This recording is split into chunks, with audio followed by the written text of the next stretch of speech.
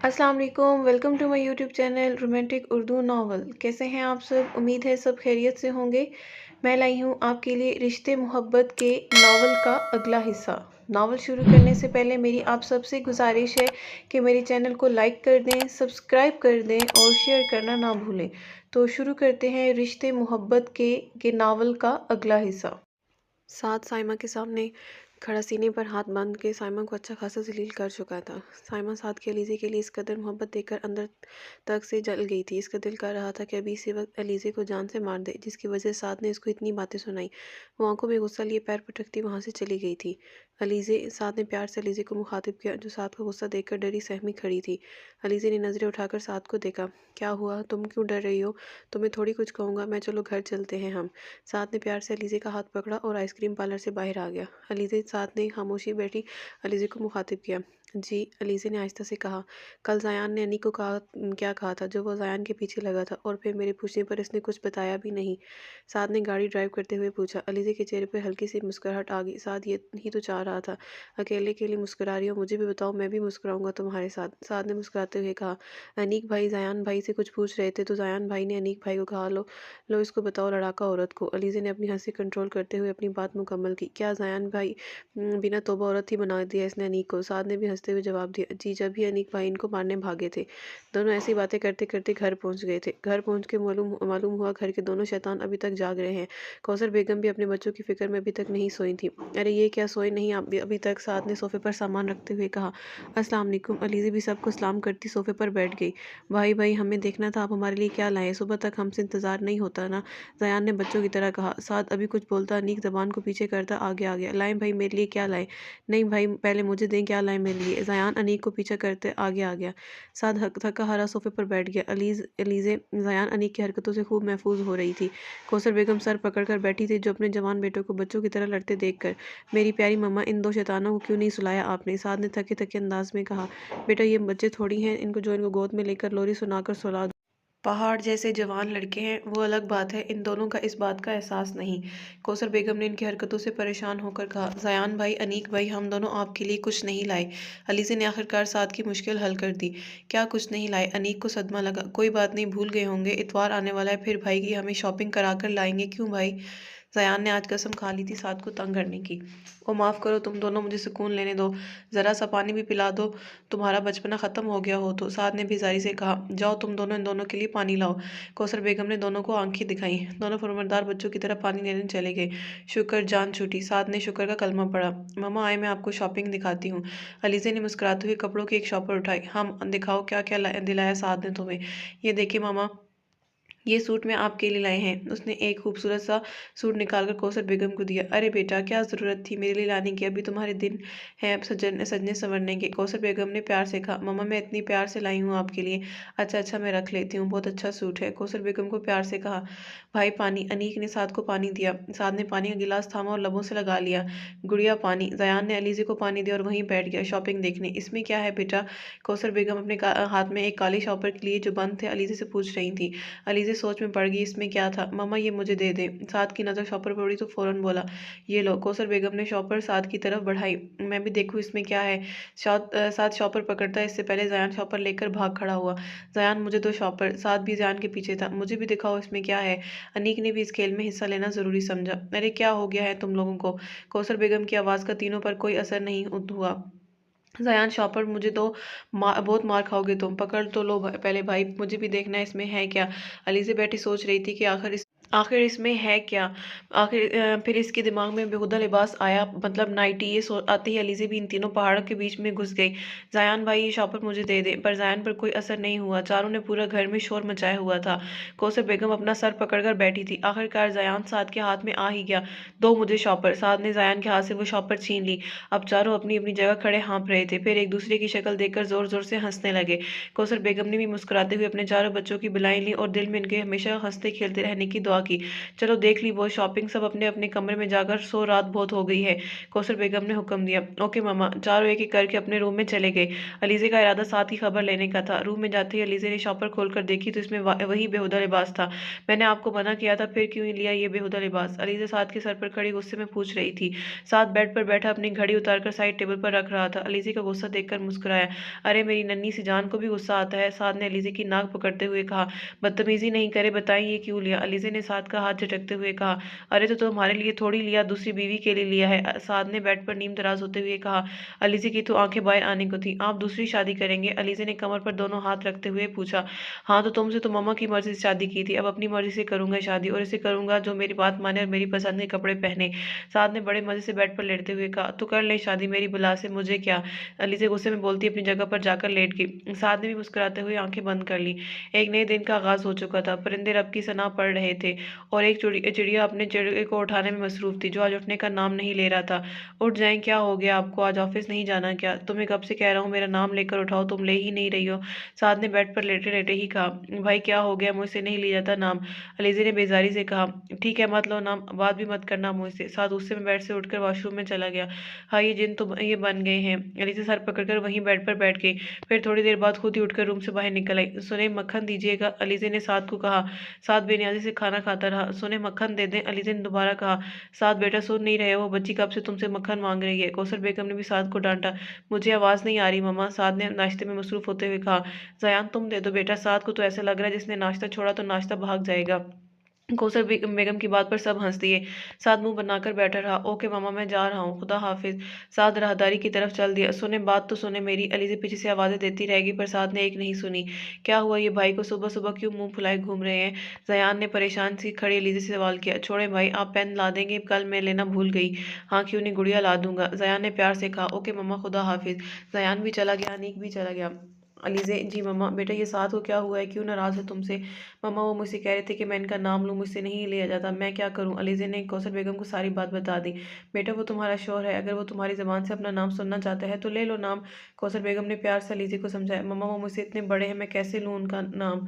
अलीजे ने दुपट्टे का कोना उंगली पर लपेटते हुए कहा। अरे पागल लड़की, बड़ा है तो क्या हुआ, शौहर है तुम्हारा, कोई बात नहीं, तुम ले सकती हो उसका नाम। और फिर साथ खुद चाहता है कि तुम इसका नाम लो, और फिर जो बीवियाँ शौहर की फर्माबरदार होती हैं वही इनके दिलों पर चढ़ती हैं। कौसर बेगम ने प्यार से अलीजे का गाल थपथपाया। अच्छा मामा मैं कोशिश करूंगी। अलीजे ने सर झुका लिया। पूरे दिन इसने अपना कॉलेज का बैग सेट किया, कपड़े प्रेस किया, अपना सारा सामान तैयार किया। शाम हो गई थी। कौसर बेगम के घर की रौनकें एक एक करके घर आ गई थी। साथ के आते ही अलीजे ने फर्माबरदार बीवी की तरह साथ के कपड़े निकालने के लिए अपने कदम रूम की तरफ बढ़ा दिए। अरे ये क्या कर रहे हैं, मैं निकाल देती हूँ कपड़े। साथ वो कपड़े निकालते देख अलीजे जल्दी से साथ के पास आ गई। पीछे रहो, मुझे नहीं चाहिए तुम्हारी खिदमतें, साथ ने गुस्से में कहा और फिर से अपने काम में मसरूफ हो गया। अलीजे खामोश खड़ी साद को देखती रही। क्या करूं, कैसे लूं इनका नाम, किस मुसीबत में फंस गई हूं मैं? धड़ाम की आवाज से अलीजे अपनी सोचों की दुनिया से बाहर निकली। साद ने वॉशरूम का दरवाजा इतनी जोर से बंद किया कि अलीजे काम गई। अलीजे सर झटक कर रूम से बाहर निकल आई। सबने खाना खाया, बातें की, मूवी देखी मजे से, फिर अपने अपने कमरों में चले गए। कहाँ हो तुम, कहाँ ढूंढूं तुम्हें? रोज इसी आइसक्रीम पार्लर जाती हूँ, शायद तुम मिल जाओ, पर मिलते नहीं। कहाँ मिलोगे? मैं भी तुम्हारे साथ हंसना बोलना चाहती हूँ, तुम्हारी हंसी से इश्क हो गया है मुझे, प्लीज कहीं तो मिल जाओ। अब इसकी आंखों में आंसू आ गए थे। वो मोबाइल में मौजूद अनीक की तस्वीर देखकर इससे बातें कर रही थी। जैसे वो तस्वीर अभी इसको अनीक का पता देगी। वो अपने मोबाइल को अपने सीने से लगाए लेट गई। इसकी आंखों से निकलते आंसू इसके तकिए में जज्ब हो रहे थे। अनीक को याद करते करते वो कब सोई से पता नहीं चला। साथ भी रूम में आकर अपनी जगह पर लेट गया। कैसे बात करूं, ये तो मेरी पुश्त के करके लेट गए हैं। अलीजे को साथ से कुछ बात करनी थी और वो अलीजे की तरफ पुश्त करके लेट गया था। सुने मुझे आपसे कुछ बात करनी है। अलीजे ने हिम्मत करके साथ को मुखातिब किया। साथ हनूस मुंह फुलाए लेटा रहा। प्लीज मेरी बात तो सुन ले, अलीजे ने इल्तजा की। साथ पर कोई असर नहीं हुआ। साद अलीजे मन में नहीं, साद ने सुन लिया था लेकिन जवाब देना जरूरी नहीं समझा। साद प्लीज मेरी बात सुने, अलीजे इस दफा थोड़ा ऊंची आवाज में गोया हुई। साद अभी भी खामोशी से लेटा था। साद को तो अब गुस्सा ही आ गया था। साद मेरी बात सुने, अलीजे ने साद को बाजू पकड़कर जोर से खींचा और साद का रुख अपनी तरफ किया। जी बोले बेगम, साद ने मुस्कुराते हुए कहा। भाई ऐसे नहीं बोले, अलीजे ने चिढ़कर कहा। तो कैसे बोलूं? साद ने भी अलीजे की नकल उतारी। भाई क्या है, मेरी बात सुन लेना। जी बोले ना। साद ने तो आज अलीजे को जज करने का कोई मौका हाथ से नहीं जाने दिया। प्लीज, अलीजे ने इल्तिजा की। अच्छा बोलो क्या बोलना है। साद ने लेटे लेटे ही पास बैठी अलीजे को कमर से पकड़कर अपने और करीब किया। अलीजे की हाथ में पसीने आ गए थे, नजरें शर्म से झुक गई थी, चेहरा सुर्ख हो गया था। अलीजे में इतनी हिम्मत भी नहीं थी कि साद का हाथ पकड़कर हटा दे। बोलो क्या बोलना है। साद ने खामोश बैठी अलीजे से पूछा। ऐसा का करेंगे तो कैसे बोलूँगी। अलीज़े ने नज़रों के साथ गर्दन भी झुका ली, अल्फाज ऐसे अदा किए जैसे कोई छोटा बच्चा बोलना सीख रहा हो। मैं तो ऐसे ही करूँगा, तुम्हें जो बात करनी है वो करो। साथ अभी भी ढीठ बना रहा और अलीज़े की गैर होती हालत से मज़े लेता रहा। साथ को ढीठ बना देखकर अलीज़े ने हार मान ली और अपनी बात कहना शुरू की। वो सुबह मैं कॉलेज कैसे जाऊँगी? नज़रें अब भी झुकी थी। मेरी जान, मैं किस मर्ज़ की दवा हूँ? मैं लेकर जाऊँगा अपनी जान को। साद ने अलीज़े का चेहरा थोड़ी सी पकड़कर ऊपर करते हुए कहा, आप तो ऑफिस जाएंगे ना? अलीज़े ने दोबारा नज़रें झुका ली। जाऊँगा, लेकिन सुबह तुम्हें कॉलेज छोड़ते हुए जाऊँगा और दोपहर को जब तुम्हारी छुट्टी होगी, तब हमारा लंच टाइम होता है, तो मैं तुम्हें लेने आ जाऊँगा। साद ने अलीज़े को पूरा प्लान बताया। ठीक है, अब मैं सो जाऊँ? सो जाओ। साद ने लीज़े को अपने ऊपर गिराया और इसका सर अपने सीने पर रखकर इसे अपनी बाहों के हिसार में ले लिया। साद के इस अमल से अलीज़े बौखला कर रह गई। साद, ये क्या कर रहे हैं? छोड़ें मुझे। अलीज़े ने साद की गिरफ्त में फड़फड़ाते हुए कहा, सो जाओ खामोशी से और आदत डाल लो ऐसे सोने की। अब हम रोज़ाना ऐसे ही सोएंगे। साद ने अलीज़े को मज़ीद खुद में भेजा। अलीज़े कोशिश के बावजूद खुद को ना छुड़ा पाई तो साद के सीने पर ही सर रखकर सो गई। अलीज़े, उठ जाओ, सुबह हो गई है। साद अलीज़े के बालों में उंगलियां चला रहा था और उसे उठा भी रहा था, जो इसके सीने पर सर रखकर बड़े मज़े से अपनी नींद पूरी कर रही थी। जाने मन, उठ जाओ, कितना सोगी? साद ने प्यार से कहा। सोने देना। अलीज़े ने नींद में कहा। अच्छा तो मुझे उठने दो, फिर उठ जाए तो मैंने कब मना किया है? अलीज़े ने नींद ही में जवाब दिया। तुम मेरे ऊपर से हटोगी तो उठूंगा ना मैं। अलीज़े ने हल्की सी आंखें खोली, खुद को आधा साद के ऊपर पाया और एक झटके से उठ बैठी। साद इसको देख रहा था। वो साद से नजरें चुराती अपना यूनिफॉर्म उठाकर वॉशरूम में भाग गई। पीछे साद इसकी जल्दबाजी पर हंसता रह गया। कुछ देर बाद अलीज़े गीले बाल लेकर कॉलेज यूनिफॉर्म में वॉशरूम से निकली। अलीज़े के सुनहरे खूबसूरत बाल जिनसे पानी टपक रहा था, अलीज़े की शफाफ दुधिया रंगत जो नहाने के बाद और चमक गई थी। साद का दिल बेईमान कर रही थी। साद बेखुद सा बेड से उठा और शीशे के सामने खड़ी खुद को संवारते अलीज़े की कमर में हाथ डालकर पेट पर ले गया और अपने सीने से लगा लिया। साद की इस हरकत पर अलीज़े के हाथ से गंगा छूटकर ज़मीन बोस हो गया था। अलीज़े फटी फटी आंखों से साद को और अपने अक्स आईने में देख रही थी। ऐसा क्या देख रही हो? अब तुम ऐसे रूप में मेरे सामने आओगी तो मेरा दिल तो बेईमान होना है ना फिर। साथ अलीज़े के कंधे पर ठोड़ी रखकर आंखों में मोहब्बत की चमक लिए बोला। अलीज़े की शर्म से नजरें झुक गई थी। छोड़े मुझे। अलीज़े ने दबा दबा सा एहतजाज किया। भाई नाश्ता। ज़ायान के अल्फाज साद और अलीज़े को देखकर मुंह में ही रह गए थे। वो दोनों एकदम से पीछे हुए थे। ओहो, रोमांस चल रहा है। ज़यान ने शर्मिंदा होने के बजाय इन दोनों को ही शर्मिंदा कर दिया। ज़यान की लापरवाही पर साद के माथे पर बल नमूदार हुए थे। नॉक करके नहीं आ सकते थे। साद ने कड़े तेवरों से कहा, अब मुझे क्या मालूम यहाँ रोमांस सीन चल रहा है, नहीं तो मैं पूछ कर आता। अलीज़े बेचारी शर्म से पानी पानी हो गई थी। तुम्हें शर्म आती है? ज़रा सी अपनी हरकत पर शर्मिंदा होने के बजाय ढिठाई से मुझसे बहस कर रहे हो। साद ने एक एक लफ्ज़ चबा चबा कर कहा, भाई शर्म क्या होती है? बाजार में मिलती है क्या? ज़यान ने दांत दिखाते हुए कहा, जब सरेआम मैं तुम्हारी पैंट उतारूंगा ना, जो इस वक्त तुम्हें आएगी ना, तो उसको कहते हैं शर्म। साद ने गुस्से से कहा, भाई इतना गुस्सा नहीं करें, नाश्ता कर लें आकर। ज़यान ने हंसते हुए कहा, रूम से चला गया। तुमने रात को दरवाज़ा लॉक नहीं किया था। साद का रुख अब अलीज़े की तरफ था। वो मैं भूल गई थी। अलीज़े ने घबराते हुए जवाब दिया, आइंदा ख्याल रखना। साद वॉशरूम में चला गया। अलीज़े ने एक गहरी सांस ली। ज़यान भाई, मैं छोड़ूंगी नहीं आपको, बेशरम कहेंगे। अलीज़े ने ज़यान को अपनी सोचम बातें सुनाई, फिर से बाल बनाने में मसरूफ़ हो गई। कुछ देर बाद दोनों तैयार होकर रूम से बाहर निकल गए। सब खाने की मेज़ पर बैठे थे। साथ अलीज़े भी बैठ गए। बेटा, आज इतनी देर में आए नाश्ते के लिए? कौसर बेगम ने प्यार से पूछा। वो मामा, आंख देर से खुली। साद ने झूठ बोला। भाई झूठ तो ना बोले, रोमांस चल रहा था सुबह सुबह दोनों मियाँ बीवी का। ज़यान ने शर्म के सारे रिकॉर्ड तोड़ दिए थे। लगता है तुम्हें शर्म दिलाने के लिए मुझे तुम्हारी सरेआम पैंट उतारनी पड़ेगी। साद ने ज़यान को घूरा। नहीं मेरी प्यारी बहन, मेरे साथ ऐसा होते हुए नहीं देख सकती। क्यों अलीज़े, सही कह रहा हूँ ना? ज़यान ने अलीज़े की तरफ देखकर पूछा। सही कह रहे हैं ज़यान भाई, मैं नहीं देख सकती, इसलिए मैं अपनी आंखें बंद कर लूंगी। अलीज़े ने भी साद का पूरा पूरा साथ दिया। ज़यान मुंह खोले अलीज़े को देख रहा था। बाकी सब अलीज़े की बात पर हंस रहे थे। मुझे लगता है अज़ान की भी शादी करवा देनी चाहिए, मैंने तो लड़की भी देख ली है। कौसर बेगम ने सबको अपनी तरफ मुतवज्जा किया। क्या सच में आखिर आ ही गया आपको मेरी शादी का ख्याल? ज़यान ने खामोश होते हुए कहा। मम्मा, लड़की कौन है? अनीक ने बेताबी से पूछा। वो है ना साइमा, अपनी गली में जो रहती है, इससे। कौसर बेगम की बात पर सब हंस दिए, क्योंकि सबको पता था ज़यान साइमा से बहुत चिढ़ता है। मम्मा, मैं इस आवारा से तो मैं कभी शादी नहीं करूंगा, ज़यान ने संजीदगी से कहा। ज़यान, बुरी बात तुम्हें नहीं करनी, शादी तो मत करो। किसी की बेटी के बारे में ऐसा क्यों कह रहे हो? मैं तो वैसे भी मजाक कर रही थी। कौसर बेगम ने ज़यान को डांटते हुए कहा। मम्मा, आप नहीं जानती इसको, वो हर रोज़ नए लड़के के साथ दिखती है। मुझे मेरे ऑफिस के बाहर एक रेस्तोरां है, वहाँ एक ऐसी ही लड़कियाँ आते हैं, वो अक्सर होती है वहाँ, और लड़के के साथ ही होती है। ज़यान ने साइमा के किरदार का एक रूप सबको दिखाया। अच्छा छोड़ो इन बातों को, नाश्ता कर लिया तो अपने अपने काम पर जाओ। कौसर बेगम ने बात खत्म कर दी। ओके मम्मा, खुदा हाफिज। अनीक सबसे पहले उठा, इसके पेपर होने वाले थे, इसलिए सबसे पहले इसी जाने की याद आई।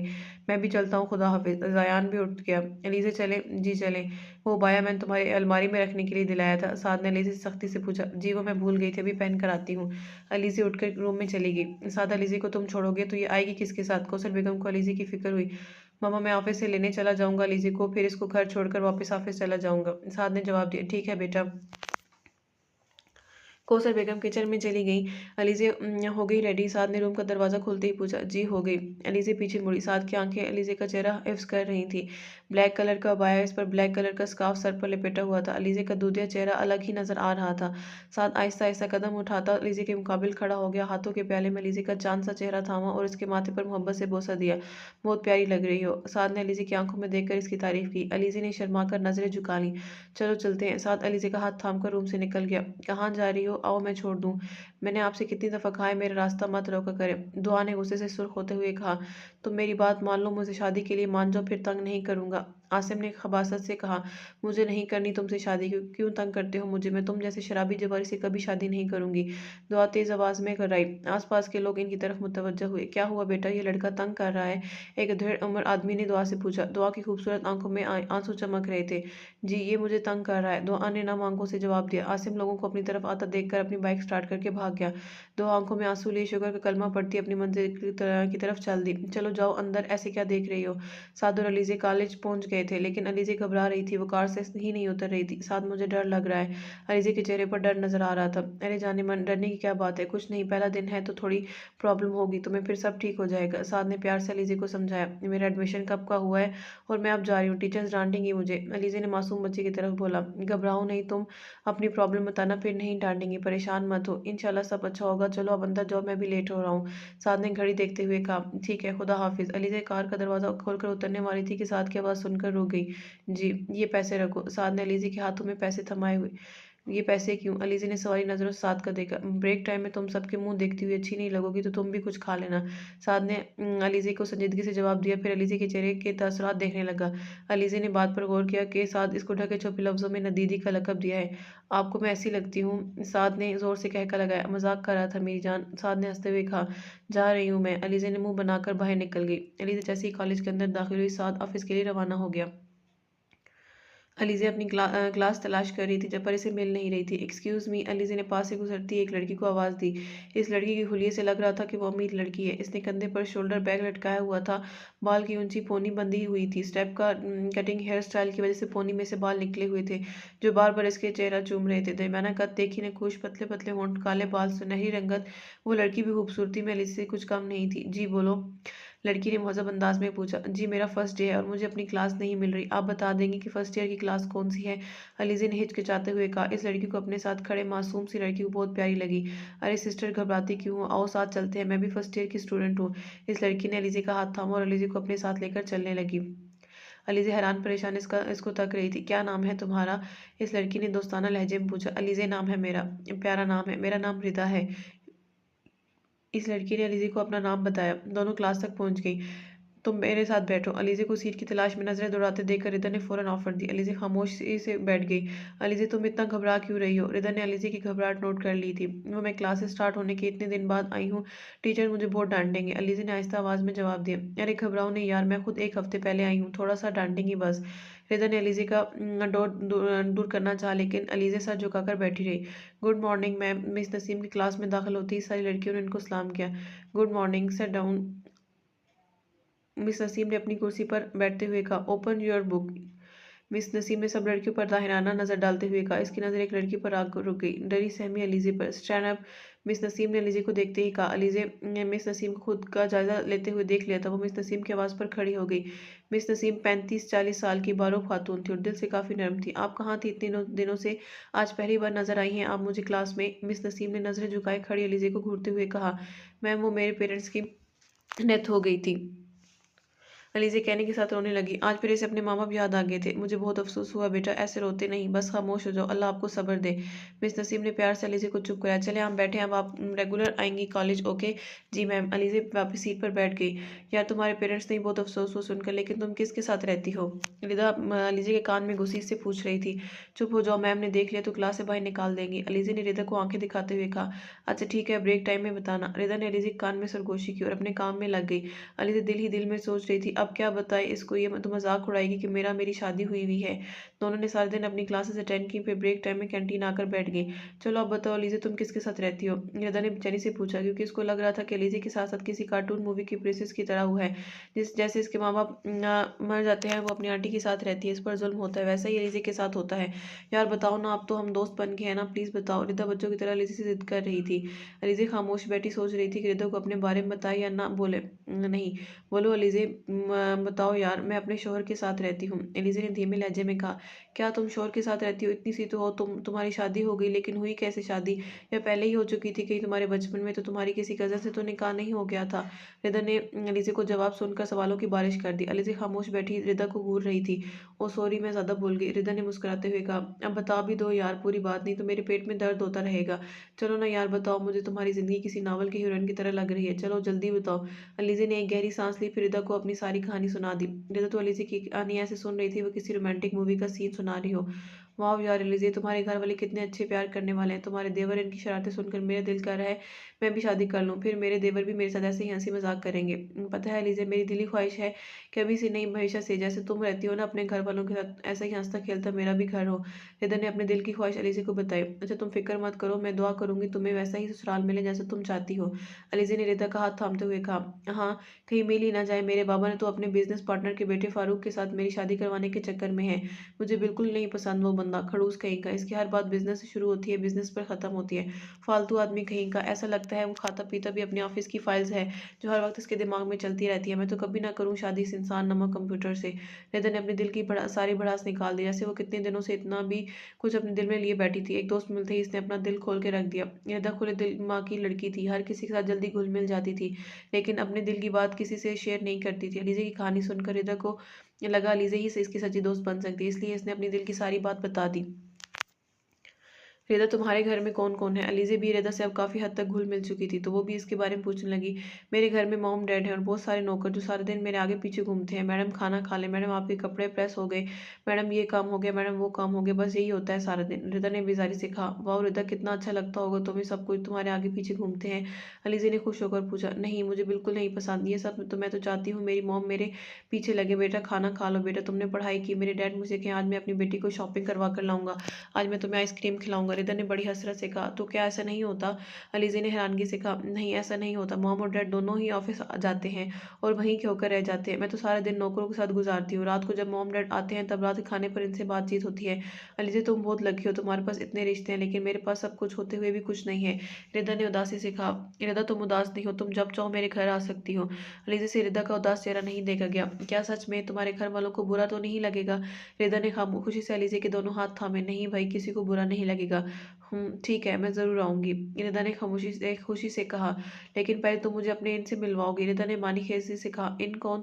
रिदा की बात पर लीजे के सर पर से गुजर गई। क्या यार, इतनी मासूम क्यों हो तुम? रिदा ने लीजे की गाल खींचते हुए कहा। हटो यार, क्या कर रही हो, मतलब बताओ मुझे। लीजे ने चिढ़कर कहा। अरे यार, अपने हस्बैंड से कब मिलवाओगी? रिदा ने अब सीधी तरह कहा। इनसे कल मिलवाऊंगी। लीजे ने मुस्कुराते हुए कहा। ठीक है, अब हमारी क्लास का टाइम हो गया है, चलो। रिदा ने उठते हुए कहा। दोनों बातें करती हुई क्लास में चली गई। साथ आपको पता है आज मैंने एक दोस्त बनाई, वो बहुत अच्छी है, हम आज सारा दिन साथ रहे, खूब बातें की, बहुत अच्छा लगा मुझे, सारा डर दूर हो गया। मेरा रिदा बहुत अमीर लड़की है, लेकिन इसमें अमीरों जैसी एक बात भी नहीं है। जैसे अनीक भाई कहते हैं ना, अमीर लड़कियां नक चढ़ी होती है, सीधे मुंह बात भी नहीं करती, पर रिदा बहुत अच्छी है, वो बहुत अच्छे से बात करती है मुझसे। क्या हुआ साथ, आप कुछ क्यों नहीं बोल रहे? अलीजे ने खामोशी से ड्राइव करते साथ को कहा। जब से तुम्हें कॉलेज से पिकअप किया है तुम तुम रिदा के नाम की माला जप रही हो, तुम चुप होगी तो मैं कुछ बोलूंगा ना, साथ ने संजीदगी से कहा। लेकिन तुम्हारी ये पटर पटर मुझे बड़ी अच्छी लग रही थी, 10 रुपए की और करके दिखाना, साथ ने हंसते हुए कहा। साथ आप भी ना, साथ ने अलीजे ने खफगी से कहा। हाय, जब तुम्हारी जबान से अपना नाम सुनता हूँ ना, तो ऐसे लगता है कि दुनिया में सबसे ज्यादा खूबसूरत नाम मेरा हो, साथ ने मुस्कुराते हुए कहा। अच्छा ना भाई, जल्दी चले, मुझे भूख लग रही है, अलीजे ने नजरें झुकाकर कहा। ओके बेगम साहिबा, साथ ने ताबदारी दिखाई। साथ अलीजे को छोड़कर चला वापस ऑफिस चला गया। रिदा आज घर में भी घर लौटी तो रोज की तरह आज भी इसको घर में नौकर ही नजर आए। वो थके थके कदमों से रूम में चली गई, फ्रेश होकर बेड पर लेट गई। इतने में दरवाजा नॉक हुआ। मुझे अभी भूख नहीं है। रिदा को पता था कोई नौकर इससे खाने का पूछने आया होगा, इसलिए इसने लेटे लेटे ही हाँ लगाई। नौकर ओके मैडम कहकर चला गया। अलीजे ने सारा दिन अपना अधूरा काम मुकम्मल करने में लगाया। रिदा ने इसको सारे टॉपिक बता दिए थे जो टीचर्स ने पढ़ाए थे। वो अपने नोट्स बनाने में मसरूफ थी, लेकिन साथ के आने का वक्त हुआ तो इसने जल्दी जल्दी सारा सामान रखा और अच्छी बीवी की तरह अपना हुलिया दुरुस्त करके अपने मिजाजी खुदा की राह तकने लगी। फिर थोड़ी देर बाद घर के दो शैतान नाजिल हो चुके थे, जबकि जिनका सारा इंतजार अभी हो रहा था। तभी बेल बजी और अलीज़े भागने के अंदाज में गेट तक पहुंची और गेट खोलते ही सलाम किया। अस्सलाम वालेकुम, अलीज़े ने खुशी से चहकते हुए कहा। अलीज़े की आंखों में अपने आने की खुशी देखकर साद की सारी थकन उतर गई। साद को उम्मीद नहीं थी कि अलीज़े इतनी बेसब्री से इसका इंतजार कर रही होगी, क्योंकि अलीज़े ने दरवाज़ा खोलने में सेकंड भी नहीं लगाया था। ऐसे क्या देख रहे हैं, चले अंदर। साद को मोहब्बत भरी नजरों से देखता पाकर अलीज़े ने शर्माते हुए कहा, चलो। साद मुस्कुराते हुए अपनी छोटी सी जान को देखा, फिर अंदर आ गया। अलीज़े भी अंदर दरवाज़ा बंद करती इसके पीछे आ गई। आज मेरी बहन बड़ी चहक रही है, क्या बात है। जयान ने अलीज़े के रुई जैसे गाल पकड़ते हुए कहा। जयान भाई क्या कर रहे हैं, बच्ची नहीं हूँ। अलीज़े ने चिढ़ते हुए जयान के हाथ झटक दिए। बड़ी बात भाई, तुम भूल गई हो, अब ये हमारी भाभी है। अनीक ने भी अपनी टांग उड़ानी जरूरी समझी। साथ देखे ना, ये मुझे तंग कर रहे हैं। अलीज़े ने बच्चों की तरह साथ से शिकायत की। अरे भाई, तुम लोग मेरी मासूम बीवी को तंग नहीं करो। साथ ने जयान अनीक को मसनूई गुस्सा दिखाया। अच्छा भाई, नहीं कर रहे। जयान अनीक ने हाथ उठाते हुए कहा। कौसर बेगम इन आपस में हंसता खेलता देखकर बहुत खुश हुई। खासकर अलीज़े और साथ को, इन दोनों ने ही अपना नया रिश्ता कबूल कर लिया था। दोनों अब पहले की तरह हंसने बोलने लगे थे। उन्होंने दूर से ही अलीज़े साथ की बुलाई ही ली। पर जहाँ मोहब्बत होती है वहाँ इम्तिहान भी होता है। इस इम्तिहान से अभी उन्हें गुजरना था। ये तुम इतनी दूर क्यों लेटी हो मुझसे, यहाँ हो मेरे पास। अलीज़े बैठ के एक साइड पर लेट रही थी। जात के दिल को अच्छा नहीं लगा, इसलिए वो इस दिल की सुनता अलीज़े को अपने पास बुला रहा था। मैं आपके पास आकर क्या करूँ, नींद आ रही है, मुझे सोने दे। अलीज़े साद की तरफ पुश्त करके लेट गई। साद ने एक पल की भी देर किए बगैर अलीज़े को बाजू से पकड़कर अपने पास खींच लिया। अलीज़े खुश हो रही थी कि आज वो बच गई है, लेकिन साद की हरकत पर हक्का बक्का रह गई। इसको उम्मीद नहीं थी कि इस तरह भी इसको अपने करीब कर सकता है। तुम मुझसे नहीं बच सकती। साद ने अलीज़े के कान में सरगोशी की। साद ने अलीज़े की पुश्त अपनी सीने से लगाई हुई थी। अपना एक हाथ अलीज़े के सर के नीचे रखा था और दूसरा इसकी कमर पर। साथ की कुर्बत में अलीज़े का सांस लेना भी दुश्वार हो रहा था, लेकिन साथ को फर्क नहीं पड़ रहा था। अलीज़े ने खुद को छुड़वाने की कोशिश नहीं की थी, क्योंकि वो जानती थी साद इसे नहीं छोड़ेगा, और ना ही इसमें इतनी ताकत है कि वो अपना आप इसे छुड़वा सके। सबसे बड़ी बात, वो अपने मुजाजी खुदा को नाराज करना नहीं चाहती थी, तो इसकी बाहों में ही वो आंखें मूंद गई। साद को भी अलीज़े का एहतजाज ना करना अच्छा लगा। वो भी अलीज़े के बालों में मुंह छुपाए सो गया। सुबह होते ही सब अपने काम पर चले गए। साद अलीज़े को कॉलेज छोड़कर ऑफिस चला गया। इसी वक्त रिदा अपनी कार से उतरकर सीधी अलीज़े के पास आ गई। वो कौन था, रिदा ने आते ही अलीज़े से पूछा। इसका इशारा साद की तरफ था, जो अलीज़े छोड़कर अभी रिदा की कार के आगे से गुजरा था। वो साद हैं, अलीज़े ने शर्माते हुए कहा। ओ तो ये हैं तुम्हारे हस्बैंड, वाह यार कितने हैंडसम है, रिदा ने चमकती आंखों के साथ कहा। वो है यार, तुमने मुझे मिलवाया नहीं, रिदा ने खफगी से कहा। तो तुम इनके जाने के बाद आई हो, छुट्टी भी मिलवा दूंगी तुम्हें, अलीज़े ने रिदा की खफगी मिटानी चाहिए।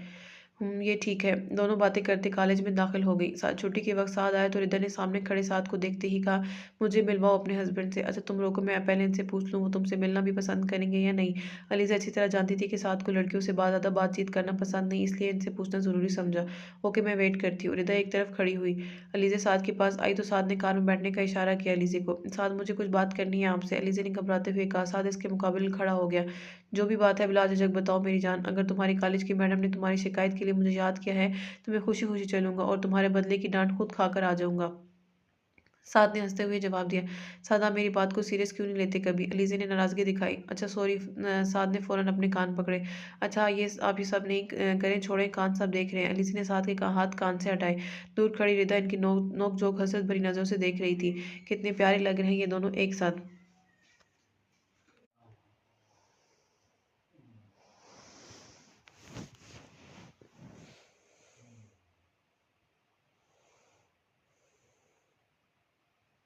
अच्छा बोलो, क्या बोल रही थी, साद ने अलीज़े से पूछा। वो मेरी दोस्त है ना रिदा, वो आपसे मिलना चाहती है। अलीज़े ने कहने के साथ ही साद के चेहरे के तासरात देखे, जो नॉर्मल ही थे। मैं क्या करूँगा तुम्हारी दोस्त से मिलकर, साद ने नरमी से कहा। प्लीज़ एक दफ़ा मिल लें, वो कब से ज़िद कर रही है मुझसे, प्लीज़ साद प्लीज़, अलीज़े ने साद का बाजू पकड़कर कहा। अच्छा ठीक है, मिलवाओ। साद को अपनी प्यारी बीवी पर तरस आ गया। अलीज़े ने रिदा को आने का इशारा किया तो वो भागी भागी आ गई। अस्सलाम वालेकुम भाई। रिदा ने आते ही साद को सलाम किया। वालेकुम सलाम, कैसी हैं आप। साद ने भी मुहज़्ज़ब अंदाज में पूछा। भाई मैं ठीक हूँ, आप कैसे हैं। रिदा ने मुस्कुराकर जवाब दिया। मैं भी ठीक हूँ। साद ने मुस्कुराते हुए जवाब दिया। साद भाई आप सच में बहुत अच्छे हैं, ये अलीज़ा सारा दिन आपकी बातें कर करके मेरे कान खाती रहती है। रिदा ने अलीज़े की तरफ देख कर कहा। झूठ मत बोलो, अलीज़े ने रिदा को आंखें दिखाते हुए कहा। अच्छा अच्छा, मुझे ऑफिस के लिए देर हो रही है, तुम दोनों लड़ना बंद करो। साद ने दोनों की लड़ाई शुरू होने से पहले ही ख़त्म करवा दी। ओह हाँ, मैं तो भूल ही गया, मेरा ड्राइवर वेट कर रहा होगा। रिदा ने सर पर हाथ मारते हुए कहा। चलो फिर आप भी जाओ, हम भी चलते हैं। साद ने मुस्कुराते हुए कहा। ओके भाई, खुदा हाफिज़। खुदा हाफिज़ गुड़िया, साद ने मुस्कुरा कर कहा। आपने मुझे गुड़िया कहा, रिदा ने वापस मुड़ा पीछे पूछा। हाँ बुरा लगा क्या तुम्हें, साद ने नरमी से पूछा। नहीं भाई, भाई, मुझे बहुत अच्छा लगा।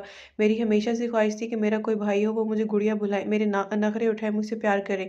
रिदा ने अपनी मासूम सी ख्वाहिश बताई। तो फिर ठीक है, मुझे अपना भाई ही समझो। अब अलीज़े को तो मैं बहन बोल नहीं सकता, तो आज से तुम मेरी बहन। साद ने प्यार से रिदा के सर पर हाथ रखा। थैंक यू भाई, रिदा ने रोआंसी होकर कहा। अब देर नहीं हो रही। रिदा और साद का इग्नोर करना अलीज़े को अच्छा नहीं लगा, इसलिए जल कर कहा इसने। तुम क्यों जल रही हो बहन भाई के प्यार से? साद ने हंसते हुए कहा, मैं क्यों जलूंगी, मेरे भी दो दो भाई हैं। अलीज़े ने चिढ़ाने वाले अंदाज में कहा। रिदा गुड़िया, तुम घर पर आना, मैं अपने दोनों भाइयों से मिलवाऊंगा तुम्हें। फिर तुम्हारे 3 भाई हो जाएंगे और अलीज़े के 2 ही रहेंगे। अब मुझे तो भाई बोलने से रही है। साद ने अलीज़े को चिढ़ाया। यहाँ कोई मुकाबला हो रहा है क्या भाई जमा करने का? अलीज़े ने जलकर कहा। नहीं तो भाई, आप इसको ले जाएं, कहीं ये जल जल कर खाक ना हो जाए। रिदा ने अलीज़े का मजाक उड़ाते हुए कहा। ओके बाबा, चलो। साद ने कार का दरवाज़ा खोला अलीज़े के लिए। खुदा हाफिज़ रिदा, अलीज़े मुस्कुराते हुए कहते कार में बैठ गई। खुदा हाफिज़, रिदा भी चली गई। साद भी गाड़ी स्टार्ट करके निकल गया। अलीज़े कार में बड़े मज़े से जूते उतार कर टांगे सीट के ऊपर रखकर साद की तरफ रुख करके बैठ गई। ज़्यादा प्यारा लग रहा हूँ क्या आज जो ऐसे देख रही हो? साद ने अलीज़े की नज़रें खुद पर जमी देखी तो सवाल पूछा। रिदा से कोई ज़्यादा ही रिश्ता नहीं बन गया आपका, जो इसके सामने मुझे इग्नोर कर दिया था? अलीज़े ने आंखें छोटी करके कहा। तुम्हें सच में जलन हो रही है? तुम भी तो सारा दिन अपने भाइयों के पास घुसी रहती हो, रात को आती हो मेरे पास बस सोने के लिए। मैं तो कुछ नहीं बोलता। साथ ने मुस्कुराते हुए कहा। अब तो रात को भी नहीं आऊंगी। अलीज़े ने मुंह बनाकर कहा। तो फिर कहाँ सोगी, छत पर? साथ ने हंसते हुए कहा। जी नहीं, मम्मा के पास सोऊंगी, और जैसे मम्मा सुलाएंगी तुम्हें, वो खुद तुम्हें मेरे पास छोड़कर जाएंगी। साथ ने मज़े से कहा। फिर तो मैं छत पर सोऊंगी। अलीज़े ने मुंह बनाया। फिर मैं तुम्हें गोद में उठाकर ले आऊंगा। साथ ने अलीज़े को तंग करने का ठेका उठा लिया था आज। आप बहुत बेशर्म हैं, अलीज़े ने मुंह टेढ़ा करके जवाब दिया और खिड़की से बाहर देखने लगी। साद मुस्कुराता हुआ ड्राइविंग करता रहा, फिर अलीज़े को घर छोड़कर वापस ऑफिस चला गया। अलीज़े और साद का रिश्ता और मजबूत होता जा रहा था। अलीज़े की झिझक, शर्म, घबराहट कुछ हद तक कम हो गई थी। अब वो खुद साद के सीने पर सर रखकर इससे बातें करते करते सोती थी। रिदा और अलीज़े की दोस्ती भी पक्की हो गई थी। दोनों एक दूसरे की बेस्ट फ्रेंड बन गई थी। रिदा साद की सच की ही बहन बन गई थी। साद भी रिदा को दिल से बहन मानता था। रिदा एक दो दफ़ा अलीज़े के घर भी आई थी। रिदा कौसर बेगम को बहुत अच्छी लगी थी और वो इसको अलीज़े जैसा ही समझती थी। रिदा की मुलाकात अभी ज़यान अनीक से नहीं हुई थी, क्योंकि रिदा शाम होने से पहले अपने घर चले जाया करती थी। रिदा भी ये बहुत मोहब्बत के रिश्ते पाकर बहुत खुश थी। एक नए दिन का आगाज़ हो चुका। कौसर बेगम, जिन गुड़िया, शैतान सब डाइनिंग टेबल पर आ चुके थे। सिर्फ एक शैतान की कमी थी, वो था अनीक। मम्मा, अनीक कहाँ है? नाश्ता नहीं करना इसे? साद ने अनीक के बारे में कौसर बेगम से पूछा। बेटा, इसकी तबीयत ठीक नहीं है, बुखार हो रहा है इसको, सर में भी दर्द है। ओ मम्मा, आप मुझे अब बता रही हैं, मैं इसको दवा दिला देता हूँ। साथ ने उठते हुए कहा। बेटा वो ठीक है, तुम परेशान नहीं हो, मैंने दवा दी है इसको, शाम तक ठीक हो जाएगा। कौसर बेगम ने साथ को नाश्ता छोड़ते देखकर जल्दी से कहा। अच्छा मम्मा, अगर कोई मसला हुआ तो आप मुझे कॉल कर देना। साथ ने बैठते हुए कहा। हाँ बेटा ठीक है, तुम नाश्ता करो। अरे भाई, ज़्यादा फिक्र नहीं करे, इसकी बहाने कर रहा होगा छुट्टी के चक्कर में। जयान ने मुस्कुराते हुए कहा। जयान भाई, कितनी बुरी बात है, अनीक भाई बीमार है और बातें कर रहे हैं।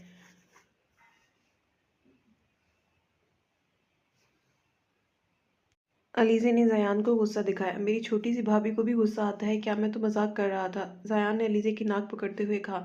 साथ देखे ना, तंग कर रहे हैं ये। अलीज़े से कुछ ना हुआ तो साथ को बीच में घसीटा। तुम खुद पंगे लिया करो, फिर मुझे आगे कर दिया करो। साथ ने संजीदगी से कहा। अलीज़े का मुंह उतर गया। और तुम? साथ ने अपना रुख ज़यान की तरफ किया। तुम्हें मेरी छोटी सी बीवी को तंग करने के लिए इसकी छोटी सी नाक ही देखती है? इसकी कमर पर झूलते बड़े बड़े बाल नजर नहीं आते? ये पकड़ा करो ना। साथ ने कुछ आखिरी बात हंसते हंसते बोली। ज़यान जो खामोशी से डांट सुन रहा था, साथ की आखिरी बात पर हंसने लगा। ओके भाई, अब यही करूंगा मैं। ज़यान ने हंसते हुए कहा। आप इनको डांट रहे हैं या इनको तरीके बता रहे हैं मुझे तंग करने के? अलीज़े ने कड़े तेवरों से साथ को देखा, जबकि साथ ज़यान अपनी हंसी रोकने की कोशिश कर रहे थे।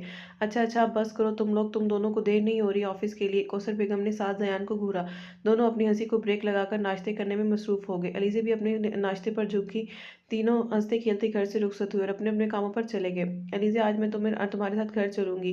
रिदा ने कॉलेज के दरवाजे से बाहर निकलते हुए कहा। वाह, मज़ा आएगा। आज मम्मा मुझे सूजी का हलवा बनाना सिखाएंगी, तुम भी सीख लेना। अलीज़े ने खुश होते हुए कहा। वाह, मज़ा आएगा। दोनों को ही खाना बनाने का बहुत शौक था। कौसर बेगम दोनों को कुछ ना कुछ बनाना सिखाती रहती थी। रिदा ने अपने ड्राइवर को घर भेज दिया और साथ ही गाड़ी में बैठ गई। अरे, आज हमारी गुड़िया भी चल रही है क्या? साथ ने रिदा को कार में देखा तो प्यार से पूछा। जी भाई, आज हमें सूजी का हलवा बनाना सिखाएंगी आंटी, रिदा ने खुशी से कहा। ओह वाह, सूजी का हलवा तो मेरा फेवरेट है। आज तो अलीज़े मुझे अपने हाथों से हलवा खिलाएगी, अपने हाथ का।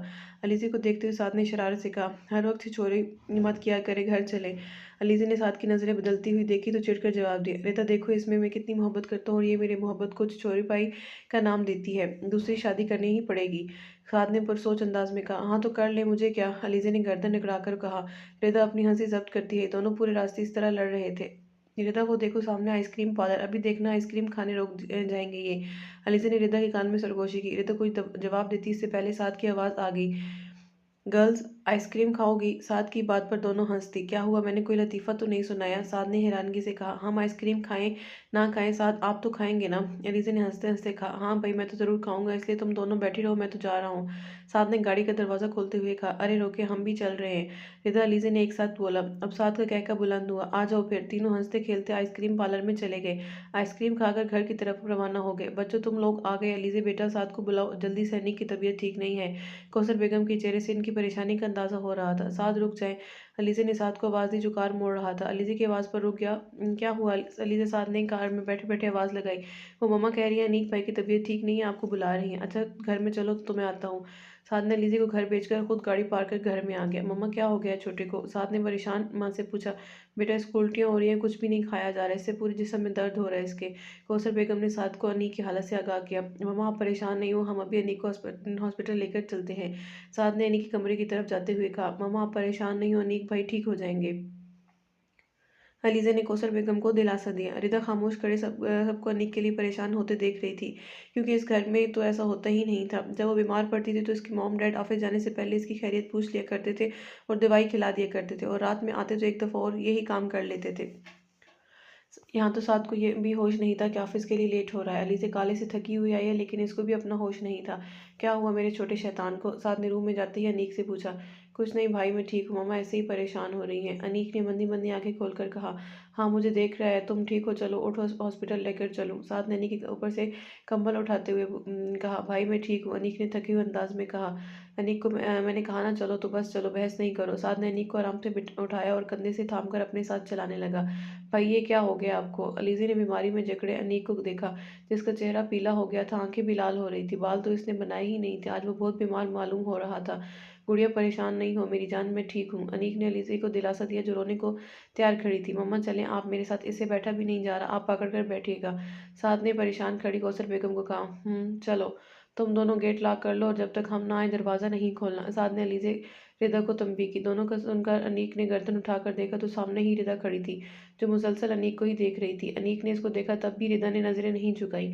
अनीक इसकी नज़रों से चिढ़ गया। चलें भाई, अनीक ने साथ को कहा। चलो। अलीज़ा इन दोनों को दरवाजे तक छोड़ने गई थी। रिदा जल्दी से सोफे पर बैठ गई, बैग से अपना मोबाइल निकाला और मोबाइल में कुछ ढूंढने लगी। बस ये वही है जो मुझे मिल गए, तुम मुझे मिल गए, रिदा ने खुशी होते हुए कहा। कौन मिल गया तुम्हें, अलीज़ा ने रिदा को कहते सुना तो पूछा। रिदा ने मोबाइल को देखा, फिर सामने खड़ी रिजी को, जो रिदा के जवाब का इंतजार कर रही थी। वो मैं समझी मोबाइल कॉलेज में भूल आई, पर ये तो मेरे बैग में ही था। रिदा ने झूठ का सहारा लिया। ओह अच्छा तुम बैठो, मैं चेंज करके आती हूँ, अलीज़ा कहकर अपने रूम में चली गई। तो तुम्हारा नाम अनीक है, मुझे तो मालूम ही नहीं था कि तुम मेरे इतने करीब हो। वो कहते हैं ना बगल में छोरा शहर में ढिंढोरा, मेरे साथ भी यही हुआ है। रिदा अपने मोबाइल में मौजूद अनीक की तस्वीर से बातें कर रही थी। ये वही तस्वीर थी जो उसने आइसक्रीम पार्लर में खींची थी, जब ट्रैफिक की वजह से ड्राइवर ने गाड़ी आइसक्रीम पार्लर के सामने रोक दी थी। कुछ देर में अलीज़ा भी आ गई। रिदा ने मोबाइल वापस बैग में रखा और अलीज़ा ने बातों में लग गई। थोड़ी देर बाद साथ कौसर बेगम और अनीक को छोड़कर ऑफिस चला गया। अनीक को टाइफाइड था। कौसर बेगम ने अनीक को दवाई खिलाकर सुला दिया था। अलीज़ा क्या हुआ है तुम्हारी भाभी को, तुम्हारे भाई को, रिदा ने अलीज़ा से पूछा, जो अभी कौसर बेगम से अनीक के मुतालिक पूछ के आई थी। टाइफाइड है भाई को, अलीज़ा ने अफसरदगी से कहा। कोई बात नहीं, ठीक हो जाएंगे, वो तुम उदास नहीं हो, रिदा ने अलीज़ा को दिलासा दिया। रिदा का तो दिल चाह रहा था कि वह भी जाए और अनीक की खूब खिदमत करे ताकि वो जल्द से याब हो जाए, और रिदा फिर इसको हंसता मुस्कुराता देखे जैसे इसने पहली बार देखा था इसको, लेकिन वो ऐसा नहीं कर सकती थी। आओ बच्चों खाना खा लो। कौसर बेगम की आवाज़ पर रिदा अपने ख्याली पुलाव से निकली। खाना खाने के बाद रिदा अपने घर चली गई। अलीज़ा अनीक के रूम में आ गई, जहाँ कौसर बेगम अनीक को खिचड़ी खिलाने की कोशिश कर रही थी। अस्सलाम वालेकुम, दुआ ने घर में आते ही सलाम किया। वालेकुम सलाम दुआ जी, आज देर हो गई आपको आने में, आसिम ने खबासत से दुआ के नाजुक सरापे की तरफ देखते हुए कहा। दुआ ने खुद को काली चादर से छुपाया हुआ था, लेकिन फिर भी इसको आसिम की नज़रें अपने अंदर तक महसूस हो रही थीं। मैं आपको जवाब देने की पाबंद नहीं हूँ, रास्ता छोड़े मेरा, दुआ ने गुस्से से कहा। गुस्सा क्यों करती हो इतना? दुआ ये तुम्हारे मुस्तकबिल में तुम्हें मुश्किल में डाल सकता है। आसिम ने मुस्कुराते हुए दुआ को वार्न किया। इस बकवास का क्या मतलब है? दुआ ने नासमझी से पूछा। मतलब ही समझ आ जाएगा जल्दी। क्या है डियर? आसिम ने खबासत से कहा। हटो मेरे रास्ते से। दुआ आसिम को धकेलती भागती हुई अपने कमरे में आ गई। अरे क्या हुआ? इतनी भागी भागी कहाँ से आ रही हो? दुआ सीधी अपनी और अपनी माँ के मुश्तरका कमरे में गई थी। रिफत बेगम दुआ की माँ ने दुआ को देखा तो फौरन सवाल पूछा। हमें वो गलीज़ आदमी आए दिन हमारे घर क्यों चला आता है? नफ़रत है मुझे साथ इंसान से। कोई कुछ कहता क्यों नहीं इसको? दुआ की आंखों में नमी आ गई। अरे आहिस्ता बोल, तेरी भाभी ने अपने भाई की बुराई सुन ली तो अभी लड़ने आ जाएगी। रिफत बेगम ने दुआ को आगाह किया। अम्मी वो शख्स अच्छा नहीं है, इसकी मौजूदगी में मैं खुद को गैर महसूस करती हूँ। दुआ ने रंधी हुई आवाज़ में कहा। नहीं मेरी बच्ची रोती नहीं, बस कोई अच्छा रिश्ते की मुंतज़िर में हूँ। मैं जैसे ही कोई मुनासिब रिश्ता मिला मैं तेरे फ़र्ज से सबकदोश हो जाऊँगी। रिफत बेगम ने दुआ का चेहरा हाथों के प्याले में लेकर कहा। अम्मी इस पोसीदा मकान में कौन सा अच्छा रिश्ता आएगा? मेरे लिए लोग रिश्ता करने से पहले मकान और पैसा देखते हैं, दोनों ही से हमारा दूर दूर तक कोई नाता नहीं। दुआ ने अपनी जख्मी दिल की बात कही। नहीं मेरी बच्ची, मायूसी कुफ्र है, ऐसे नहीं बोलते। देखियो तू, तेरे लिए शहजादा आएगा, गोरा लंबा चौड़ा हुस्न वजाहत से भरपूर नौजवान आएगा तेरी जिंदगी में और तुझे अपनी शहजादी बनाकर लेकर जाएगा। हाँ ये कोई हूर परी है ना, इसके लिए शहजादा आएगा। बीवी ज़्यादा खुश फहमी ना पालो, तुम्हारे नसीब में भी कोई सब्जी वाला या रिक्शे वाला होगा। अब उठो, किचन में आकर रोटियां बनाओ, मैंने ठेका नहीं ले रखा सबकी खिदमतें करने का। समरीन दुआ की भाभी रिफत बेगम का लिहाज किए बना अपनी कहकर तनफन करती चली गई। दुआ जब 15 साल की थी तो दुआ के बाबा की एक कार एक्सीडेंट में डेथ हो गई थी। इसके बाद घर की सारी जिम्मेदारी दुआ के 22 साला भाई फैज़ पर आ गई थी। फैज़ ने इंटर किया हुआ था, कोई अच्छी जॉब तो मिलने से रही। रिफत बेगम ने अपनी जमा पूंजी लगाकर फैज़ को रिक्शा दिला दिया था। फैज़ रिक्शा चलाने में ही खुश था। फैज़ जो भी कमा कर लाता माँ के हाथ में रखता, कुछ पैसे अपनी ज़रूरत के लिए रख लेता। फैज़ अपनी बहन दुआ का बहुत ख्याल रखता था। खुद तो उसको पढ़ने का शौक़ नहीं था, लेकिन अपनी बहन को पढ़ाने का बहुत शौक़ था। दुआ को भी पढ़ने का शौक़ था, जिसकी वजह से वो हमेशा पढ़ाई में अच्छे नंबर लाती थी। इनकी ज़िंदगी बहुत अच्छी गुजर रही थी जब एक दिन इनके मोहल्ले में समरीन अपने वालिदैन और एक भाई के साथ आई। परवीन बहुत ही चालाक और चालबाज लड़की थी। लड़कों को फंसाना इसका बाएं हाथ का खेल था। आसिम कुछ कम नहीं था। ऐसे तो वो बहुत अच्छा बनता, लेकिन जहाँ अकेली खूबसूरत लड़की देखता वहीं इसकी नीयत ख़राब हो जाती। शराब, जुआ, सिगरेट, हर बुरी आदत आसिफ ने अपनाई थी। समरीन अपनी छत पर कपड़े सुखा रही थी। इसकी नज़र अपनी छत से कुछ दूर वाली छत पर पड़ी। वहाँ एक खूबरू नौजवान खड़ा था। वो बनियान और ट्राउज़र में मुलविस था। परवीन ऊपर से नीचे तक इसका एक्सरे कर रही थी। बादामी रंगत स्याह बाल, कसरती बाजू, स्याह बालों में चौड़ा छुपा सीना, दराज कद। परवीन वहीं अपना दिल हार बैठी। हाय कितना सोना मुंडा है। समरीन अपने दिल पर हाथ रखे खुद कलामी कर रही थी। जब इसकी लड़की की नज़र कुछ दूर छत पर खड़ी लड़की पर पड़ी। गोरी रंगत, स्याह बाल, जिसे स्टाइल से बनाया गया था, सुर्ख कलर की हाफ आस्तीन की कमीज इसके गोरे हाथ झांकते खूबसूरत लग रहे थे। नाखून पर सुर्ख नेल पेंट लगा था जो हाथों की खूबसूरती में इजाफा कर रहा था। वो महबूब सा इसे देखता रहा। समरीन कहाँ रह गई? अपनी माँ की आवाज़ समरीन होश में आई। सामने नजर पड़ी तो वो लड़का समरीन को देखकर मुस्कुरा रहा था। समरीन भी इसकी तरफ मुस्कुराहट उछालती नीचे भाग गई। फैज़ नीचे आया और अपनी माँ को समरीन के घर रिश्ता ले जाने का कहने लगा। रिफत बेगम खुशी खुशी राजी हो गई। हर माँ का ख्वाब होता है अपने बेटे को दूल्हा बनता देखना, तो वो क्यों ना मानती। अपने प्यारे बेटे की बात इसी के लिए चट मंगनी पट ब्याह हो गई और समरीन फैज़ की ज़िंदगी में शामिल हो गई। समरीन ने अपनी खूबसूरती और अपने शैतानी दिमाग का भरपूर इस्तेमाल किया और फैज़ को पूरी तरह अपने काबू में कर लिया। फैज़ के सामने तो वो दुआ और रिफत बेगम से बहुत अच्छे तरीके से पेश आती और फैज़ के जाते ही सारे अदब लिहाज बुलाए ताक रख देती। दुआ या रिफत बेगम समरीन की बदलिहाजी कभी कभी फैज़ से कह देती तो समरीन ऐसी बातें घुमाती सारा कसूर दुआ और रिफत बेगम का नजर आता। समरीन के आने से रिफत बेगम और दुआ की ज़िंदगी बहुत मुश्किल हो गई थी। समरीन ने फैज़ के दिल में इतनी बदगुमानियां भर दी थी कि वो अब अपनी माँ बहन की ज़रूरियात तक पूरी करना ज़रूरी नहीं समझता था। घर में जो भी पैसे आते समरीन के पास होते वो अपनी मर्जी से घर का निज़ाम चलाती, जिसमें रिफत बेगम और दुआ कोई हिस्सा ना होता। दुआ ने थक हार के एक स्कूल में जॉब कर ली। शाम में ट्यूशन पढ़ाती थी जिससे वो अपनी और माँ की ज़रूरतें पूरी करती। लेकिन इतनी मुश्किलों के बावजूद एक और जुल्म ये हुआ कि समरीन के अयाश भाई की नज़र दुआ पर पड़ गई। अब वो हर वक्त दुआ के आस पास मंडलाता रहता था।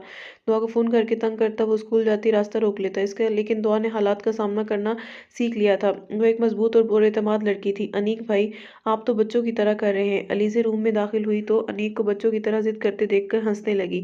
सुबह शाम तुम्हें ये खिचड़ी खानी पड़ी तो पता चले। अनीक ने अलीज़े को हंसते देखकर जलकर कहा, लाए मामा मैं खिलाऊं। अलीज़े ने कौसर बेगम की से खिचड़ी की प्लेट ले ली। मुझसे तो खा नहीं रहा, तुमसे खाएगा। मामा देखे ना मैं कैसे खिलाती हूँ। अलीज़े ने मुस्कुराते हुए कहा। खिलाओ मैं भी देखूं। कौसर बेगम एक तरफ होकर बैठ गई। अनीक भाई देखे जहाज आ रहा है।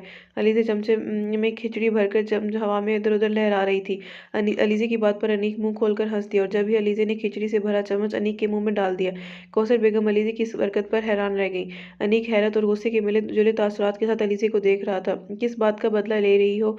अनीक ने खिचड़ी पर मुश्किल हलक से उतारते हुए कहा। वो सारे बदले लूंगी मैं आपसे जो आप मुझे और साथ को तंग करते हैं। अलीज़े ने फिर से अचानक से अनीक के मुंह में खिचड़ी से भरा चमचा डालते हुए कहा। कौसर बेगम अब बाकायदा हंस रही थी। अलीज़े तुम इसे बदले लो, मैं ज़रा आराम कर लूँ थोड़ा। जी मम्मा आप आराम करें। अलीज़े ने मुस्कुराते हुए कहा। मम्मा नहीं, इसके पास मुझे छोड़कर मत जाए, मुझ में तो इतनी हिम्मत भी नहीं है कि इसकी शर से भाग सकूं। अनीक ने माँ से इल्तिजा की। अरे बेटा कुछ नहीं होगा अलीज़े, तुम सारी खिचड़ी खिलाना इसको। कौसर बेगम मुस्कुराते हुए रूम से बाहर निकल गई। चले भाई जल्दी से आ करें। अलीज़े ने खिचड़ी का चम्मच दोबारा भरते हुए कहा। ताकि तुम ये हवाई जहाज़ मेरे मुंह में डाल। अनीक आगे कुछ बोलता। अलीज़े ने फिर से चम्मच अनीक के मुंह में डाल दिया। छोड़ूंगा नहीं मैं तुम्हें। अनीक ने खिचड़ी हलक से उतारते हुए कहा। इसी तरह अलीज़े ने सारी खिचड़ी अनीक को खिला दी। दवाई खिलाकर सुला दिया। क्या हुआ मेरे प्यारे भाई को? जयान को अनीक की तबीयत का मालूम हुआ तो ऑफिस से आते ही सीधा अनीक के रूम में चला आया। कुछ नहीं भाई, बुखार है। अनीक ने आहिस्ता से कहा। कोई नहीं, टाइफाइड है इनको। अलीज़े ने जयान को अनीक की बीमारी बताई। यार भाई इस चुड़ैल को ले जाओ, कब से मेरे सर पर मुसल्लत है। ये खिचड़ी खिला खिला कर इसने मेरे मुंह का जायका खराब कर दिया है। अनीक ने बेचारगी से कहा। अनीक भाई आप कितने बुरे हैं, मेरी खिदमतों का ये सिला दे रहे हैं आप मुझे। अलीज़े ने अनीक को आंखें दिखाते हुए कहा। अच्छा अच्छा तुम दोनों लड़ना बंद करो। अनीक तू बता क्या खाएगा, मैं अभी लेकर आता हूँ। जयान ने दोनों के झगड़ों में टांग अड़ाई। यार भाई हर चीज़ तो डॉक्टर ने खाने से मना किया है, क्या खाऊं मैं? अनीक ने बेजारी से कहा।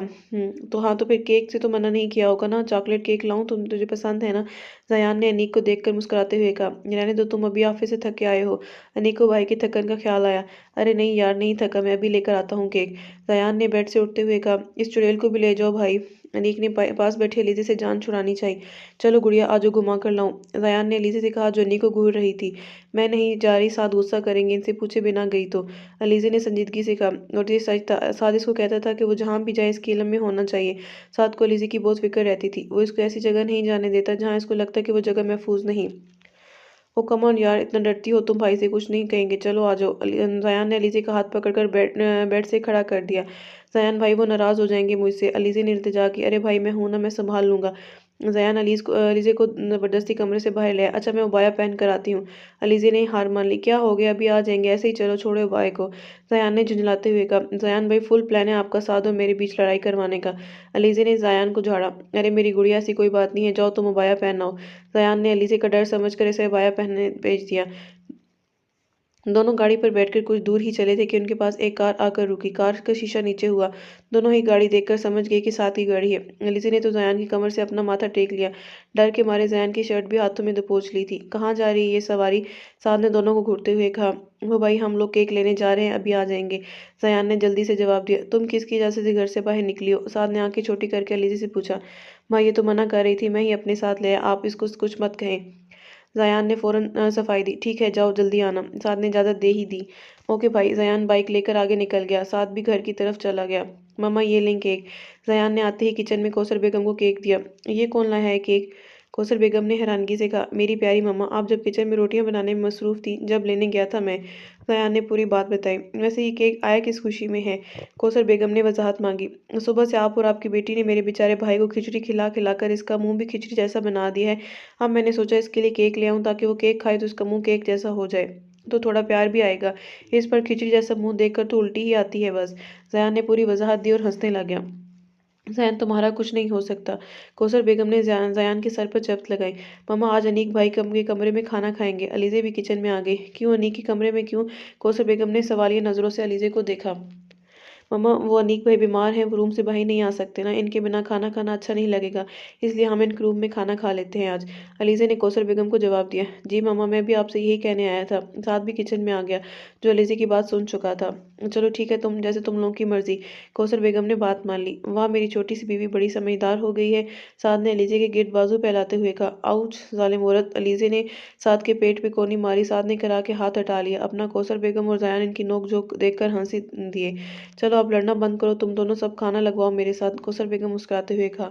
ओके मम्मा। सब ने मिलकर खाना लगाया। अनीक बहुत खुश हुआ कि इसे अकेला खाना नहीं खाना पड़ेगा। सब ने खुशगवार माहौल में खाना खाया। मम्मा मैं अनीक के कमरे में सोऊंगा आज, ज़यान खाना खाते ही ऐलान किया। क्यों, तुम सो गए अनीक के पास? कौसर बेगम आईब्रो अचकाकर पूछा। मम्मा अनीक की तबीयत ठीक नहीं है ना, इसलिए कह रहा हूँ। ज़यान ने भाई के लिए फिक्र दिखाई। अनीक तुम क्या कहते हो, सो जाइए तुम्हारे पास? कौसर बेगम ने अनीक से पूछा। जी मम्मा मुझे कोई मसला नहीं है, अच्छा है मैं बोर नहीं होऊंगा अकेले। अनीक ने भी अपना फ़ायदा सोचा। आप दोनों साथ हो गए तो अकेले अकेले मस्तियाँ करेंगी, मुझे भी सोना है आप लोगों के साथ। अलीज़े ने भी जिद की। साथ ने अपना माथा पीटा। कौसर बेगम ने दाएं बाएं गर्दन हिलाई, जबकि ज़यान और अनीक हंस रहे थे। क्या हुआ, आप लोग ऐसे क्यों कर रहे हैं? अलीज़े ने मासूमियत से पूछा। कोई ज़रूरत नहीं है यहाँ सोने की, चलो कमरे में। साद ने अलीज़े को आंखें दिखाई। नहीं मैं यहीं सोऊंगी, अलीज़े ने ज़िद्दी बच्चे की तरह कहा। यहाँ एक बेड है, इस पर दोनों सोएंगे। तुम क्या वॉशरूम में सोओगी? साद ने दांत पीस कर कहा। मैं सोफे पर सो जाऊंगी। अलीज़े ने कमरे में रखे सोफे की तरफ इशारा किया। उफ अलीज़े, क्या बचपना लगा रखा है तुमने, चलो सीधी कमरे में। साद ने अपना गुस्सा जब्त करते हुए कहा। भाई मम्मा देखे ना इनको। अलीज़े ने कौसर की बेगम की तरफ इशारा किया। बेटा साद सही कह रहा है, अपने कमरे में सोना तुम। कौसर बेगम ने भी समझाया। सो तुम यहाँ, और अगर मेरे बगैर नींद ना आए ना तो मेरे पास नहीं आना। साद ने एक एक लफ्ज़ चिपा चिपा कर कहा। साद ने अलीज़े को अपने साथ सोने की ऐसे आदत डाली थी कि अलीज़े को नींद ही नहीं आती थी साद के बिना। अलीज़े काफ़ी रात तक ज़यान अनी के साथ हंसती खेलती रही। फिर जब सोने का टाइम आया तो अलीज़े को साद याद आया, लेकिन फिर साद के अल्फाज इसकी समात में गूंजे तो वो खामोशी से सोफे पर लेट गई। बहुत कोशिशों के बाद भी अलीज़े को नींद नहीं आई। ज़यान अनीक भी सो चुके थे। वो हार मानते दबे पाँव अनी के कमरे से निकलकर अपने रूम में आ गई। वहाँ साद बेड पर लेटा सोने का ड्रामा कर रहा था। नींद तो इसको भी नहीं आ रही थी। ये तो सो गए। अलीज़े साद को देखकर बड़बड़ाई। वो आहिस्ता आहिस्ता कदम उठाती साद के बराबर में जाकर बैठ गई और आराम से इसका हाथ सीने के ऊपर से उठाया। पर साद ने अलीज़े के हाथ झड़क दिए और दूसरी तरफ रुख करके लेट गया। साद आई एम सॉरी। अलीज़े शर्मिंदा हुई। साद ने कोई जवाब नहीं दिया।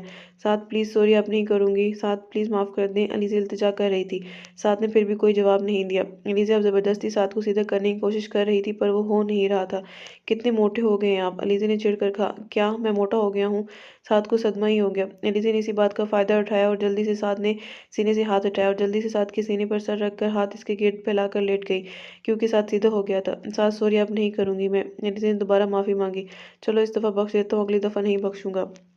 साद ने भी अलीज़े को अपने इसार में लेकर खुद से करीब किया। फिर दोनों पर नींद की देवी मेहरबान हो गई। अलीज़े कॉलेज गई तो रिदा ने बातों बातों में झिझकते हुए अलीज़े से पूछा। वो अलीज़े तुम्हारे भाई की तबीयत अब कैसी है? वो अब कुछ बेहतर है, अलीज़े ने सादा सा जवाब दिया। रिदा मुस्कुरा कर रह गई।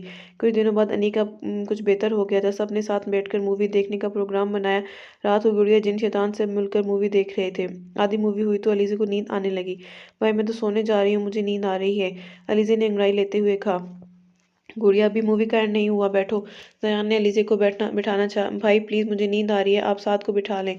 साद जो अलीज़े के पीछे जाने के चक्कर में था, अब अलीज़े की बात पर खुद पर जब्त करता रह गया। अलीज़े रूम में चली गई। रूम में जाकर साद की बेचैनी का सोच सोच कर हंसने लगी। साद बाहर बैठा सच में बेचैन हो रहा था। वो ये वक्त अलीज़े के साथ कमरे में गुजारता था। मुझे भी नींद आ रही है, मैं सोने जा रहा हूँ। साथ से रहा नहीं गया तो सोफे से उठकर खड़ा हो गया। नहीं नहीं भाई आप नहीं जा सकते। अलीज़े भी चली गई। साथ ने अनीक ने साथ का हाथ पकड़कर दोबारा बिठा दिया। वैसे आपने अपनी बेटी को बाप के बिना ना सोने की आदत नहीं डाली, ज़यान ने सरगोशी में कहा। साथ ने घूर कर अपने दाएं बैठे शैतानों को देखा। बकवास बंद करो तुम लोग, मुझे नींद आ रही है, जाने दो। ज़यान अनीक ने मजबूती से साथ के दोनों हाथ पकड़ लिए। नहीं आप नहीं जा सकते। क्यों भाई, क्यों नहीं जा सकता?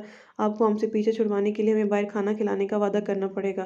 ज़यान ने साद को छोड़ने का मुआवजा मांग लिया। बाहर खाना किस खुशी में? साद ने माथे पर बल डालकर पूछा। आपने हमें शादी की ट्रीट नहीं दी ना, इसलिए, अनीक ने जवाब दिया। भूखों खिला दूंगा, छोड़ो अब मुझे, साद ने बुरा सा मुंह बनाकर कहा। ज़यान अनीक ने हंसते हंसते साद को छोड़ दिया। साद कमरे में आया तो अलीज़े को सोता पाया। साद जानता था कि नाटक कर रही है। साद ने इसको आवाज़ दी। अलीज़े, कोई जवाब नहीं आया। प्लीज़ मुझे मालूम है तुम जाग रही हो, साद ने दोबारा कहा। अब कोई जवाब नहीं आया। साद बेड पर आया और अलीज़े के बिल्कुल बराबर में लेट गया। साद ने एक हाथ अलीज़े की कमर में हमाइल किया तो अलीज़े खिलखिलाती हुई सीधी हो गई। साद ने अलीज़े की आंखों में झांका, दोनों की नज़रें मिली, लेकिन अलीज़े शर्म के मारे नज़रें झुका गई, जबकि साद की नज़रें अभी भी अलीज़े के खूबसूरत मुखड़े पर थीं। तो मुझे इन दो शैतानों के पास क्यों छोड़कर आई थी? साद ने अलीज़े के चेहरे पर आई लिट अपनी उंगली से पीछे करते हुए पूछा। मैं कब छोड़ के आई? अलीज़े ने जान बनी साद की आंखों में अभी भी नहीं देखा था। नाजुक सी अलीज़े साद के लंबे चौड़े वजूद में छुप छुप सी गई थी। अच्छा तो तुमने कब किया? चलो कोई बात नहीं, तुम्हें याद नहीं तो क्या हुआ, मुझे तो याद है, अब मैं तुम्हें सज़ा दूंगा। साद ने अलीज़े के लबों पर अंगूठा फेरते हुए क्या क्या आप मुझे सज़ा देंगे? अलीज़े ने आंखें बड़ी करके पूछा। बिल्कुल सज़ा दूंगा तुम्हें, साद ने मानी खेज से कहा। आप मुझे रूम से निकाल देंगे? अलीज़े बेचारी अभी भी साद की सज़ा नहीं समझी। नहीं, आज एक नई सज़ा है तुम्हारे लिए, तुम्हें ये सज़ा हमेशा याद रहेगी। अलीज़े ने कुछ बोलने के लिए लब वाही किए थे कि साद इसके लबों पर झुक गया। अलीज़े मछली की तरह तड़पने लगी। साद के सीने पर हाथ रखकर इसको खुद से दूर करने की कोशिश करती रही, लेकिन साद को इस मासूम पर तरस नहीं आया। वो अपनी प्यास बुझा रहा था। साद जब हटा तो अलीज़े ने ज़ोर से साद को धक्का दिया। साद बेड पर गिर गया। अलीज़े उठकर बैठी और लंबी लंबी सांसें लेने लगी। साद बेड पर लेटा अलीज़े की हालत देखकर मुसलसल कहके लगा रहा था, आप बहुत गंदे हैं, बेशर्म छिछोरे कहीं के। अलीज़े मुंह पर नहाकर रुख मोड़कर बैठ गई। मैं तुम्हारा शोहर हूँ, मैंने कुछ गलत तो नहीं किया। साद ने मासूमियत से कहा, मुझे बात नहीं करनी है आपसे। साद अलीज़े अभी भी साद की तरफ पुश्त करके बैठी थी। साद ने इसका एक बाजू खींचा तो वो नाजुक सी लड़की इसके सीने से आ लगी। आउच! साद, आप मेरा हाथ तोड़ देंगे एक दिन, इतनी ज़ोर से खींचते हैं। अलीज़े ने साद के सीने से सर उठाकर कहा, तो तुम सीधी तरह मेरे पास आ जाया करो, वरना और हाथ भी टूट गया तो क्या हवा में चाय का लगवाऊंगा। मतलब आपका पूरा इरादा है मेरा हाथ तोड़ने का? अरे नहीं मेरी जान, मजाक कर रहा था। चलो अब रात बहुत हो गई है, सो जाते हैं। अलीज़े ने खुद को साद ने अलीज़े को खुद में समेटते हुए कहा, आपकी चौपाई ख़त्म हो गई तो सोएंगे ना? अलीज़े को साद की कुछ देर वाली हरकत फिर याद आ गई। कैसी बीवी हो, शोहर की मोहब्बत को चौपाई का नाम देती हो? साद ने दुख से कहा, आपकी मोहब्बत मालूम है मुझे, यहाँ मत जाओ वहाँ मत जाओ, ऐसे मत करो वैसे मत करो, और मोबाइल भी नहीं दिलाते मुझे। रिदा बेचारी मुझसे बात करने के लिए तड़पती रहती है। अलीज़े सीधे होकर लेट गई। अब इसका सर साद के हाथ पर था। मुझे नहीं मालूम था मेरी बीवी को मुझसे इतनी शिकायतें हैं मेरी जान। मैं जो भी करता हूँ तुम्हारी भलाई के लिए करता हूँ। तुम बहुत मासूम हो, तुम्हें इस दुनिया का नहीं पता, बहुत बुरी है ये दुनिया। मैं बाहर रहता हूँ, मुझे मालूम है। साद ने अलीज़े की तरफ करवट लेकर नरमी से कहा, मुझे कुछ नहीं होगा, आप क्यों सोचते हैं इतना? अलीज़े ने साद का हाथ अपने हाथ में लेते हुए कहा, बस पता नहीं क्यों मुझे डर लगता है कहीं तुम मुझसे दूर ना हो जाओ। मैं तुमसे बहुत मोहब्बत करता हूँ। साद ने मोहब्बत दिखाई। ये बात तो मैं जानती हूँ, लेकिन ये मोहब्बत कब और कैसे हुई ये आज तक समझ नहीं आया। अलीज़े ने दिलचस्पी से पूछा, अभी नींद आ रही है, फिर किसी और दिन बताऊंगा। साद ने अलीज़े खुद में छुपाते हुए कहा, अलीज़े भी खामोशी से आंखें मूंद गई।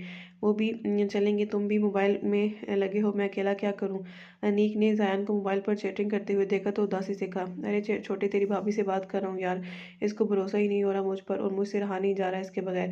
ज़यान ने अफसुर्दगी से कहा, तो क्या तुमने फैसला कर लिया है कि तुम इस लड़की से ही शादी करोगे? अनीक ने सवाली नज़रों से ज़यान को देखा। हाँ कर लिया है, मुझे बहुत मोहब्बत है इससे, इतनी कि मैं बता नहीं सकता। ज़यान ने मोहब्बत पाश लहजे में कहा, भाई क्या वो लड़की सच में अच्छी होगी जो अपने घर वालों से छुपकर एक नामहरम से मोबाइल पर मोहब्बत के दावे करती है? अनीक ने की तो समझदारी की बात थी, लेकिन ज़यान को बहुत बुरी लगी। अनीक खबरदार, जो इसके किरदार के बारे में तुमने एक लफ्ज़ भी। ये था हमारा आज का नावल। उम्मीद है आपको पसंद आया होगा, अच्छा लगा होगा। अपने ख्यालात का इजहार ज़रूर करिएगा, और मेरे चैनल को लाइक, सब्सक्राइब और शेयर करना ना भूलिएगा। जल्दी हाजिर होंगे अगले हिस्से के साथ। तब तक के लिए अपना बहुत सारा ख्याल रखिएगा। अल्लाह हाफिज़।